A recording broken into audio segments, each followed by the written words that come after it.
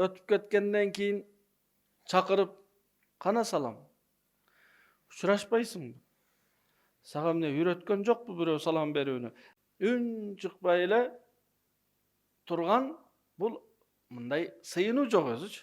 Kelbeysizbi çay pay içeyli, nan pan jeyli, aş paş, köçö söçödö жүрөsüңbü? İş pişler kanday? Allah Taala'nın sıylığı, nimetı köpürөөк bolot. Sunoo kiçine bolot. Sizdin sözünüz kümüştöy baaluu bolsa dagı kээде ün çıkpay turganыңыз altınday paydalуу деген.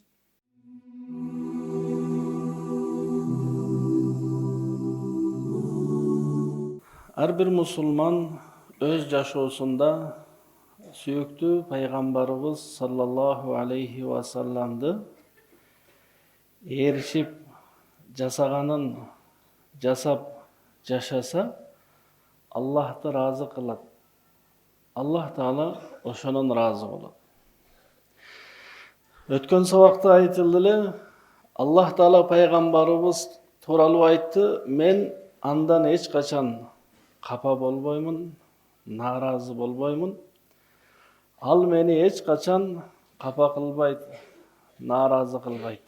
Demek Peygamberimiz sallallahu aleyhi ve sellem'den jasaganın jasasak bizdin jaşoobuzdağı Allah Taala'nı kapa kıla turgan, narazı kıla turgan jaşoo bolboyt. Eме Allah razı bolsa adam balasının dünyödögü jaşoosу dagı, ahiretteki jaşoosу dagı oңolot. Bir өлkөнүn padişası ele. Bir өлkөнүn padişası biröөнөн razı bolsa, biröөнүн jasagan işinен razı bolsa, al adamdын jaşoosу kança oңolot?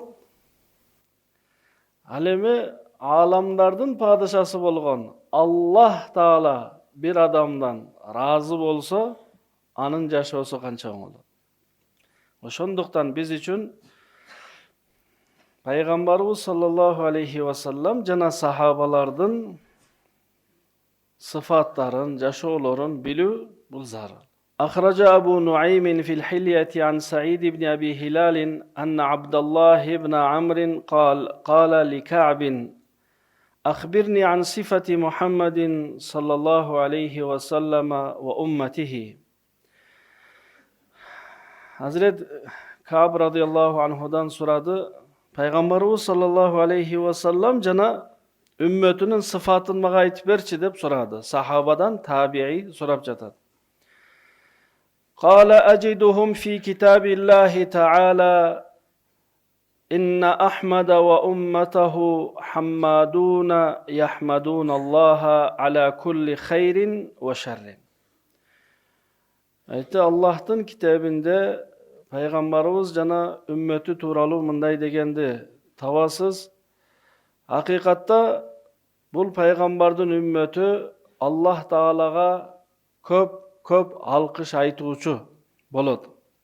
Jana har bir uçurda Kudaya şükür, elhamdülillah dep jaşaydı. Ala kulli hayrin jakşılık bolsa dağı elhamdülillah. Biraz sınoo bolsa dağı elhamdülillah. Jakşılık bolsa çeginen çıkıp ketpeyt. Kiçine sınoo bolsa takırle çöküp ketpeyt. Balkim her bir uçurda Kudaya şükür, Allah'a şükür. Özü sınoo her daima az bolot. Allah Taala'nın sıylığı, nimeti köpürөөк bolot. Sınoo kiçine bolot.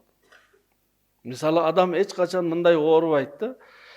Közü dağı, başı dağı, kulağı dağı, murdu, tişi, tili, tamağı, жүрөгү, öpkösü, booru, aşkazanı, tizesi, butu, büt dene mınday ooruu жок. Kээде başı ooruyt. Başı oorugan adamды karаңыз, büt dene sak birle başı ooruyt. Je içi ooruyt. Kalgan büt dene sak içi ele oorup jatat. Bir adamdın közü ooruyt. Kulagı, tili, tişi, tamağı, jürek, öpkö, büt dene sak köz ele oruýt. Suno ar daima az bolat. Allah'tın jakşylygy köp bolat ar daima. Şoňa insan ar daima Allah'a şükür degendi adat kılıp alış gerek. Özü Orta Aziýanyň elinde bir jakşy sıfat var. Kim menen uçraşıp assalamu aleykum kandaysız deseňiz jakşy diýdi. Orup jatsa da jakşy diýdi. Akçasy jok bolsa da jakşy diýdi. Kıynalıp jürse da jakşy diýdi. Hem bul bizdin tilibizge könüp adat bolup kalgan bir nerse, oşol dilibizge de düşse. Çın da öyle. Jakşy, Hudaýa şükür dep aýtuwdy öýrensek, kanday sonundu? Kanday jakşy nerse? Allah Taala berse, elhamdülillah razı bolup, alsa dağı ança çeginen çıkıp ketip, çöküp ketip kapa bolboş gerek. Bul ümmetin sıfatı aytılgan. Bul ümmet kanday ar bir uçurda Allah'a razıçylyk bildiret. Anan biýik jerge köterilip çıkkanda Allahu akbar, Allahu akbar dep aýdyşat. Biýiklikke köterilip jatkanda, toğga çıkıp jatkanyňyzda, samolyot menen biýikke uçup jatkanda, jerden köterilgen saýyn Allahu akbar, Allahu akbar. Alemi yusabbihun Allaha fi kulli manzilin. Ildyga düşgende subhanallah, subhanallah. Biýikke köterilgende Allahu akbar, ıldyga düşgende subhanallah dep aýtu bul ümmettin özgöçölügi, sıfaty dedi. Nidauhum fi jawvis sama, bul ümmettin ünü asmandarda jaňyryp durat. Azan aýtkanda azandyn ünü asmandarda jaňyryp turgan bolat. Jer betinde her bir uçurda kaysıldır bir өлköde azan aýtılıp jatkan bolat. Tınbay, toktabay. Lahum daviyyun fi salatihim kadaviyyin nahli ala sahr. Bu ümmet namaz okuganda, Allah'a sıyınganda bal ağrıları bir taştın üstüne çoğulup alganda oşolordan kanday ün çıksa oşondoy ün menen Allah Taalaga sıyınışat. 10 kişi namaz okup jatsa, ugup tursaňyz her biri içinen Fatiha okup jatat, biri At-Tahiyyat okup jatat. Bunda bir ün çıgatdy. Demek musulman ün çıkpay turup ibadat kılbaydı. Anday ibadat jok. Ün çıkpay ele turgan bul munday sıyınu jok özüç. Allah'a sıyınganda zikir aytıp, her biri içinden mesela Elhamdülillah Rabbil Alemin Rahmanirrahim Maliki Yevmiddin İyyâke na'budu ve iyyâke nestaîn. Her biri içinden okuganda ağrılardı nızıldaganınday bir ün çıkat. Oşol Allah'a jagatdı. Sebebi Allah'ta alkışlap, maktaw aytıp, Kur'an okup ibadat kılıp jatışat. Yasuffuna fi's salati kasufufil malaikati. Namaz okuw üçün sapta turganlarında periştelerdey tizilip duruşat. Oşonduktan Peygamberimiz sallallahu aleyhi ve sellem namazda sapты tüz kılıuga köp mani beretile. Savvu sufufakum rahimakumullah.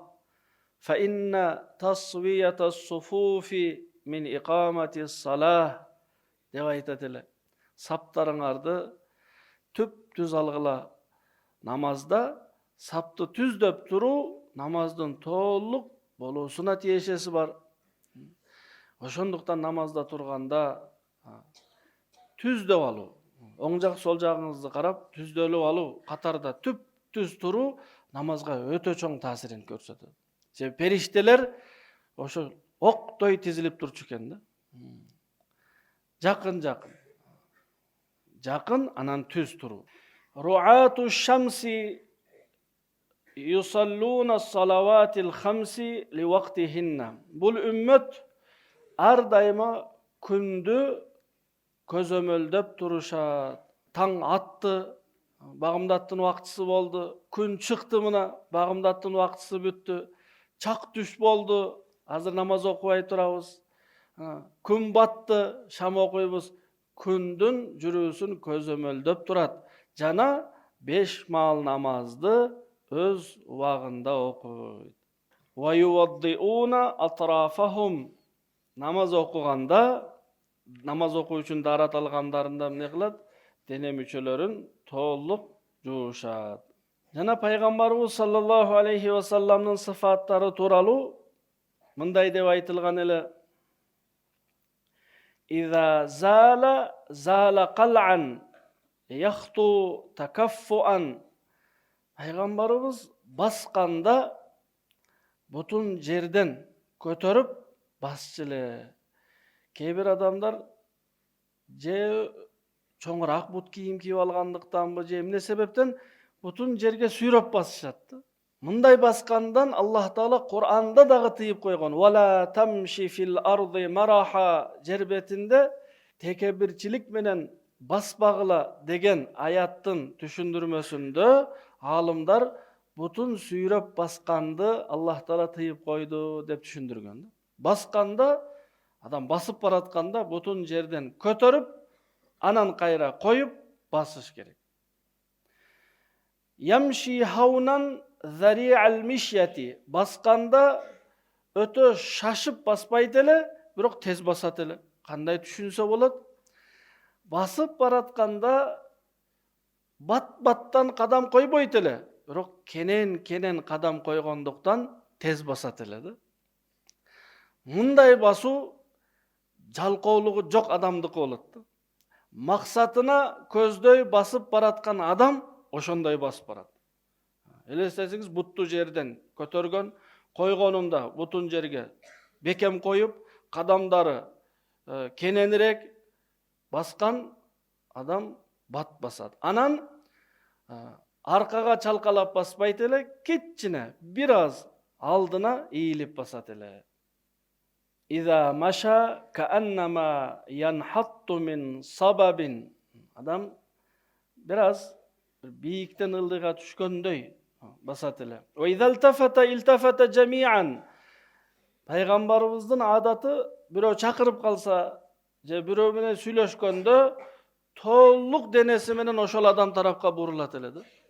Биздей бирөө чакырса, "Кедейсиз?" дебейт эле. Сизди бирөө чакырса, "Ой, вакыт" десе, десеңиз болбойт эмес.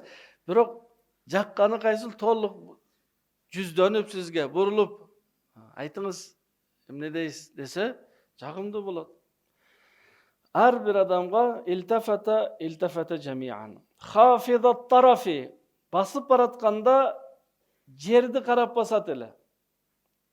Назаруху илал арди атвалу мин назарихи илас сама. Асманга караганда жерди көбүрөөк карайт эле. Мисалы, бир нерсени көрүш керек болсо, бир үйдү, даракты же бир, анда макул караңыз. Бирок карай турган нерсе жокпу, жерди карап жүргөн бул жакшыраак, пайдалуураак. Жерди карап жүргөн дегенди дагы туура түшүнүш керек. Таптакыр эле баскан кадамын эле карап туруп бир нерсени сүзүп албаш керек. Бул сөздүн мааниси көзүн сактап басуу.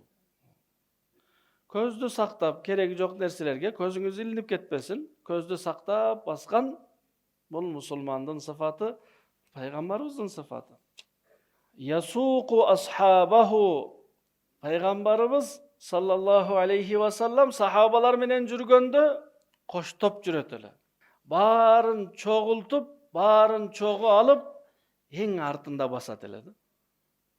Мунун мааниси, жамаатта, мисалы, намазга баратасыз, же ажылыкка баратканда, же бир жерге баратканда, жамааттын ичинде жашы чоң адамдар болуусу мүмкүн, же бир ооруган адамдар болуусу ыктымал.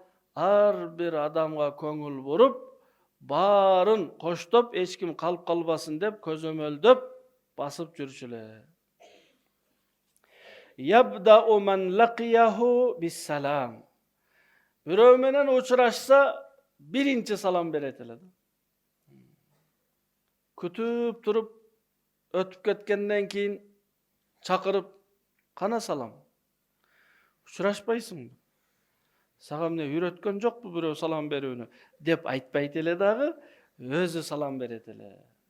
Кана Расулуллахи саллаллаху алейхи ва саллама мутавасилал ахзан даимал фикра.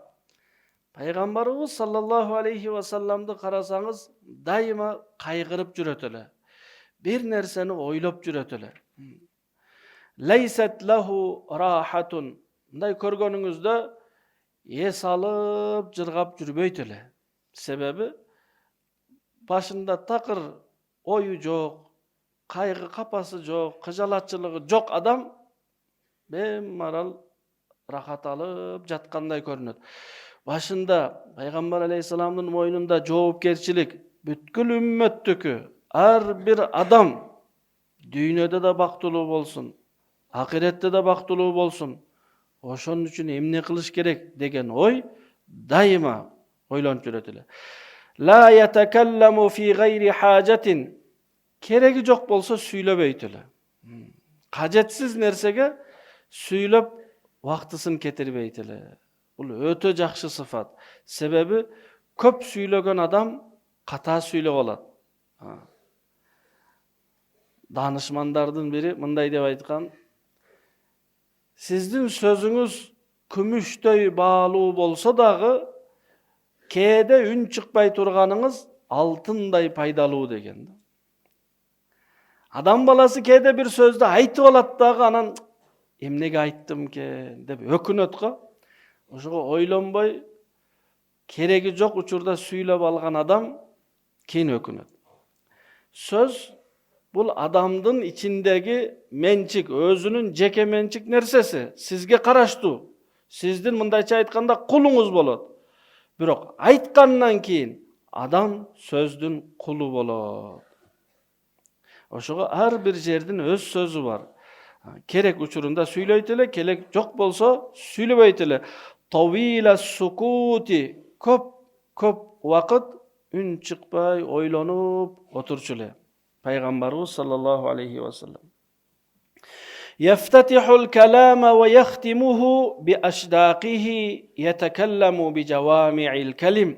Сүйлөгөндө сөзүн баштап бүтүргөнгө чейин так сүйлөйт эле, жарымысын айтып, жарымысын айтпай койбойт эле, тамгаларды өзгөртпөйт эле, тамгаларды кээ бирин жутуп албайт эле. Сүйлөгөндө уккан адам кыйналбайт эле. Эмне деп айтты? Деп. Каламуху фаслун ла фудула ва ла тaqsir. Пайгамбарыбыз саллаллаху алейхи ва саллам сүйлөгөндө бөлүп сүйлөйт эле. Сөздөрдү бөлүп сүйлөгөндө уккан адам оңой түшүнөт. Ашыкча да сүйлөбөйт эле, жана жеткизбей дагы жарымысын өзүң түшүнүп ал деп дагы сүйлөбөйт эле. Ашыкча дегенде, мисалы кээ бир адамдар адаттанып алган, өтө эле көп ашыкча сөздөрдү сүйлөйт. Келбейсизби, чай-пай ичейли, нан-пан жейли, аш-паш, көчө-сөчөдө жүрөсүңбү? Иш-пиштер кандай? Макул, кээ бир учурда бир сөздөрдүн кошумча сөзү бар. Чай-пай деген сөз макул, бирок ар бир эле сөзгө ашыкча, мааниси жок сөздөрдү кошуп сүйлөгөн бул адамды зериктирип коет кээ бир учурлардачы.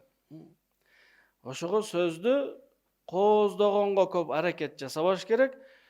Маңдайыңыздагы турган адамга түшүнүктүү кылып сүйлөш керек. Эмне дедиңиз деп кайра сизден сурап калбасын. Албетте, кээ бир адамдарда ушундай адаты бар.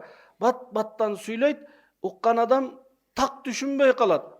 Ошол адамдар машыгуусу керек, аракет кылуусу керек. Сүйлөгөндө токтоп, шашпай, сөздөрдү толук айтып сүйлөөгө адаттаныш керек. Себеби бул пайгамбарыбыз саллаллаху алейхи ва салламдын сүйлөө сыфаты эле. Өтө шашып, албетте вактыбыз аз, бирок анчалык деңгээлде аз эмес го. Сөздүн да жарымысын айтып, жарымысын айтпаганга. Лейса бил жафи валал мухин. Пайгамбарыбыз саллаллаху алейхи ва саллам Орой дагы меселе, жана жанында жүргөндөрдү айып, кемчилдик, катааларын айтып, уят кылбайт эле.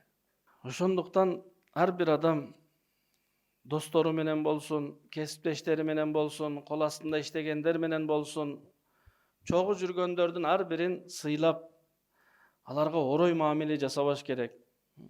Туура, кээ бир адамдар кол астыңызда иштейт, кээ бир адамдар сизден сабак алат, бирөөлөр мугалим, сиздин окуучуңуз болот, жумушчуңуз болот. Бирок мунун мааниси бизге кул болбойт го. Ошондуктан ар бир адамдын кадыр баркын, сый урматын өз ордуна коюп, мамиле жасаш керек. Ката жасайт адам, жасадыбы, ошол ката кемчилдикти бүт мектепте, класстын алдында, баарын алдында айтып, адамды кор, уят кылбаш керек. Же достордун алдында кимдир бирөөдүн айыбын айтып коюп, шерменде кылбаш керек. Себеби бул пайгамбарыбыздын сыфаты эмес эле. Эч качан бирөөдүн айыбын өзүнө да айтпайт эле. Анда ойлойсуз да, эмне кантип анда түздөйт эле. Көрдүбү кандайдыр бир кемчилдикти, ошону баянда, хутбада айтат эле. Кээ бир адамдар деп сүйлөйт эле. Кээ бирөөлөр ушундай сөз айтып жүрүшөт, ушундай ойдо жүрүшөт деп атын айтпай, ким экенин айтпай, бирок ошол ката кемчиликти түздөп коет эле. Ошондуктан ар бир инсанга, баарыбызга бул үлгү болуш керек. Сүйлөгөн сөзүбүздө дагы, жасаган ишибизде дагы сүйүктүү пайгамбарыбыз саллаллаху алейхи ва салламды өзүбүзгө үлгү кылып алышыбыз керек. Аллах таалам баарыбызга амал кылууга мүмкүнчүлүк берсин.